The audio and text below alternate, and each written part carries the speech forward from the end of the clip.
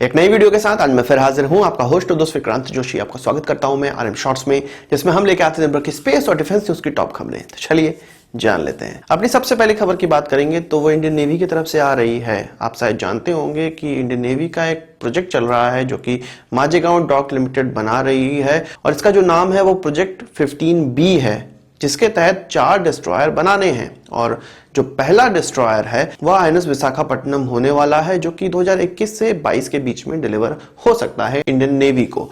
इसके अलावा जो और दूसरे डिस्ट्रॉयर हैं उनमें एक का नाम है आईएनएस इम्फाल और एक का नाम होगा आईएनएस मुर्मुगांव, और अभी चौथे डिस्ट्रॉयर का नाम डिक्लेयर नहीं किया गया है। तो इसी क्षेत्र से खबर निकल कर आ रही है, इस प्रोजेक्ट के लिए, इन डिस्ट्रॉयर्स के लिए कुछ लीथल वेपन्स और सेंसर्स के मसौदे को पास कर दिया गया है। अभी कैबिनेट कमेटी ऑन सिक्योरिटी की मीटिंग हुई, जिसमें कि इस प्रकार के लीथल वेपन और सेंसर को पास किया गया। इसका जो मूल्य बताया जा रहा है कुछ 6100 करोड़ रुपए बताया जा रहा है। इस एडिशन के बाद इस पूरे प्रोजेक्ट का जो मूल्य है, जो प्रोजेक्ट 15B का जो मूल्य है, वो लगभग 35,800 करोड़ रुपए हो जाएगा, जिसको इंडिजीनियस तौर पे डेवलप किया गया है और बनाया जा रहा है। इससे पहले हम लोग जानते हैं कि हमारे पास जो ऑपरेशनल डिस्ट्रॉयर हैं उनका नाम आईएनएस दिल्ली है, आईएनएस मुंबई है, आईएनएस मैसूर है, आईएनएस कोलकाता है, आईएनएस कोची है और आईएनएस चेन्नई है। इन 4 डिस्ट्रॉयर्स में लगने वाले हथियारों की बात की जाए तो मारक क्षमता के लिए इसमें ब्रह्मोस मिसाइल का इस्तेमाल किया जाएगा, पर वो थोड़ी एक्सटेंडेड रेंज वाली होने वाली है। इसके अलावा सेल्फ डिफेंस के लिए या एयर डिफेंस के लिए आप कह सकते हैं इसमें बराक एनजी का इस्तेमाल किया जाएगा, जिसकी मारक क्षमता कहा जा रहा है कि लगभग 100 किलोमीटर की होने वाली है। हम जानते हैं कि नेवी के पास लगभग 125 वॉरशिप है और साथ ही साथ 15 डीजल इलेक्ट्रिक सबमरीन है। इसके अलावा 235 एयरक्राफ्ट और कई हेलीकॉप्टर्स और ड्रोन का पूरा बेड़ा है, जिसके द्वारा इंडियन ओशन में केवल भारत का प्रभुत्व चलता है। वही बात करें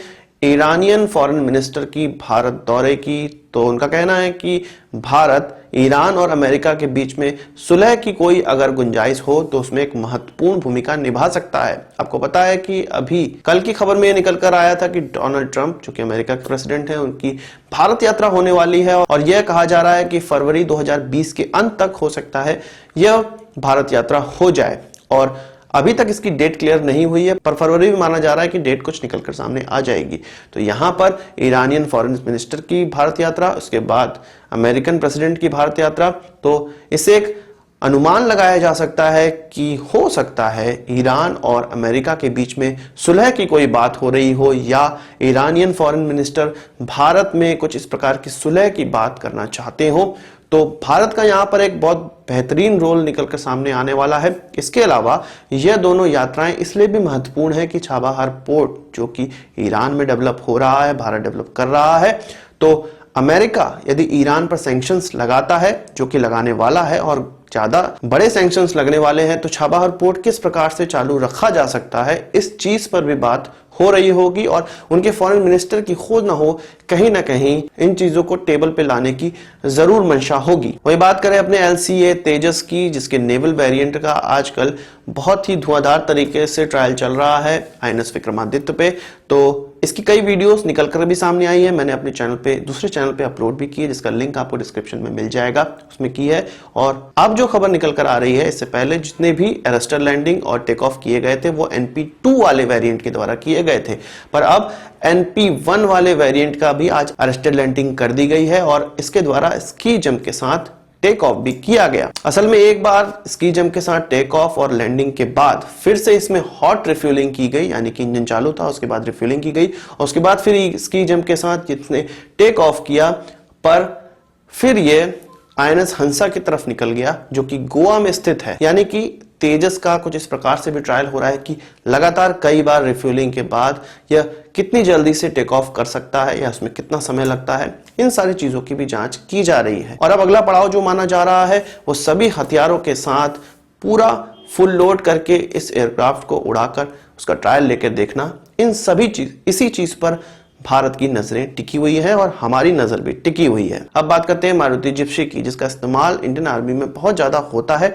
पर अभी हाल ही के दिनों में टाटा सफारी की तरफ इंडियन आर्मी मुड़ चुकी थी और उसका कॉन्ट्रैक्ट टाटा को दिया गया था। उनके व्हीकल्स को इंडियन आर्मी में इस्तेमाल करना स्टार्ट किया जा रहा है, पर अब यह खबर निकल कर आ रही है कि जिप्सी फिर से चालू होगी। उनका जो प्रोडक्शन लाइन जिसको बंद कर दिया गया था अभी पिछले साल ही, उसको फिर से चालू किया जाएगा। हालांकि इस बार जब जिप्सी चालू होगी, प्रोडक्शन में स्टार्ट की जाएगी, तो वो आम जनता के लिए नहीं होगी, क्योंकि जो भारत में अब सेफ्टी कंप्लायंस आ चुके हैं और भारत स्टेज 6 चल रहा है, तो उस चीज को कंप्लायंस ये मारुति जिप्सी नहीं करती है। इस कारण से आम जनता के लिए इसको नहीं बेचा जा सकता है, केवल आर्मी के लिए इसको बेचा जाएगा। तो इससे यह भी पता चलता है कि आर्मी को इन सभी चीजों के कंप्लायंस से छूट भी होती है। इसके अलावा बात करेंगे 5G की। कुछ दिनों पहले हम लोगों ने खबर में यह सुना था कि भारत ने चाइनीज कंपनी हुआवे को भी भारत में 5G के इंस्ट्रूमेंट लगाने का आदेश दे दिया है, यह अप्रूवल दे दिया है कि वो जो भी बिडिंग प्रोसेस होगी उसमें भाग ले सकती है। किसी भी कंपनी पे कोई भी बैन नहीं होगा। पर अब डिफेंस फोर्सेस का यह कहना है कि यदि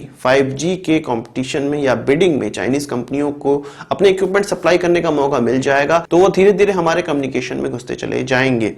आर्मी का यह कहना है कि आने वाले समय में 5G की डेटा ट्रांसफर रेट इतनी ज्यादा होगी कि सभी चीजें उसी पे शिफ्ट करनी पड़ेगी। चाइनीज कंपनी के जो सामान है वो सस्ते होने के कारण भारत में जितने भी 5G में इस्तेमाल होने वाले इंस्ट्रूमेंट हैं उसमें घुस जाएंगे और हम चाह के भी चाइना को बाहर नहीं निकाल पाएंगे और चाइना हमारी सारी बातें सुन सकेगा, हमारी सारी स्ट्रेटजी सुन सकेगा, हमारी सारी स्ट्रेटजी को जान पाएगा और हमारे देश के लिए सिक्योरिटी थ्रेट माना जा सकता है।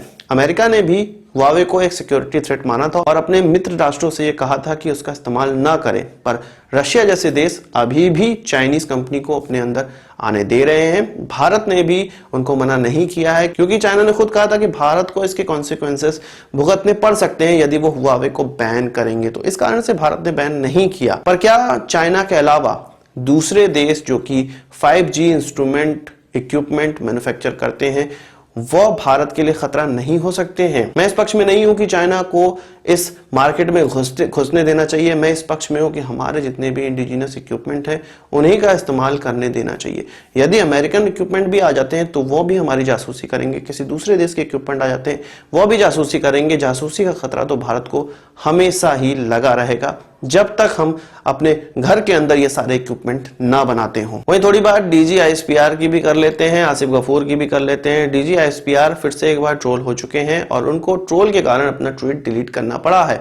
इससे पहले उन्होंने ट्वीट किया था कि एक रोड का पूरा काम कंप्लीट हो गया है और किसी रोड के बारे में बता रहे थे वो कि वो खुल चुकी है, जिससे कि सहूलियतें अब थोड़ी बढ़ जाएंगी। तो उनके देशवासियों ने उनको ट्रोल करना स्टार्ट कर दिया। उनका यह कहना था कि आर्मी अपने काम छोड़ के सिविलियन कामों में ज्यादा ध्यान दे रही है और सिविलियन चीज भी अब DGISPR के ट्विटर हैंडल से बताई जा रही हैं। यहां पर मिनिस्ट्री ऑफ कम्युनिकेशन या हाईवे को सामने आना चाहिए था, उसने बताना चाहिए था कि यहां पर हाईवे बनने लगा है। पर जब हाईवे के कॉन्ट्रैक्ट ही आर्मी को दिए जाएंगे तो उनके बारे में बताएगा कौन? आर्मी बताएगी, जो कि DGISPR ने अपना काम किया। पर ट्रोलिंग उनके देशवासियों ने उनकी स्टार्ट कर दी। कई मीडिया जर्नलिस्टों ने भी उनकी ट्रोलिंग की। इसके बाद जाके DGISPR ने अपना वो ट्वीट डिलीट कर दिया। आज की इस वीडियो के लिए बस इतना ही। आशा करता हूं कि वीडियो पसंद आई होगी। आप इसको एक बड़ा थम्स अप जरूर देंगे। इस वीडियो से संबंधित कोई सवाल सुझाव कमेंट बॉक्स में जरूर लाइएगा और यदि आपने हमारा चैनल तो सब्सक्राइब नहीं किया है उसे भी कर लीजिए, क्योंकि हम इस प्रकार की वीडियो लाते रहते हैं। नमस्कार, थैंक यू, जय हिंद। आज के इस वीडियो में हम लोग दो मुद्दों पर बात करेंगे, दो टॉपिक पर डिस्कशन करेंगे। सबसे पहला वो टॉपिक होने वाला है जिसमें कि यह खबर निकलकर सामने आई है ब्रह्मोस मिसाइल को फिलीपींस की फ्रिगेड में भी इस्तेमाल किया जाएगा, यानी कि इंस्टॉल किया जाएगा और उसका कॉन्ट्रैक्ट भी दिया जाएगा। हम यह जानते हैं कि फिलीपींस ने ऑलरेडी ट्रक पे माउंटेड ब्रह्मोस मिसाइलों का ऑर्डर देने का फैसला किया है।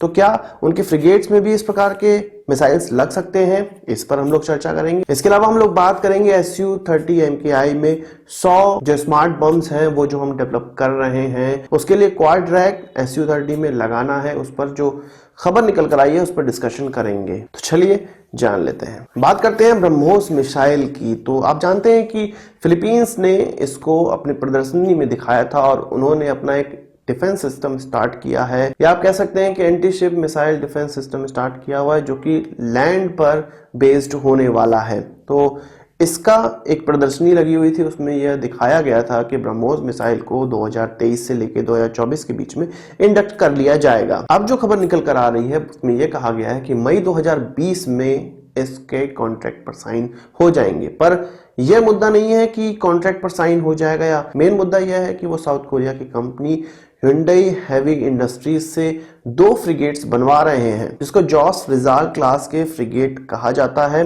और ये फ्रिगेट बनकर तैयार भी हो गए हैं और अभी साउथ कोरिया में इनका ट्रायल चल रहा है, जो कि कहा जाता है कुछ 2200 टन डिस्प्लेसमेंट वाले फ्रिगेट है।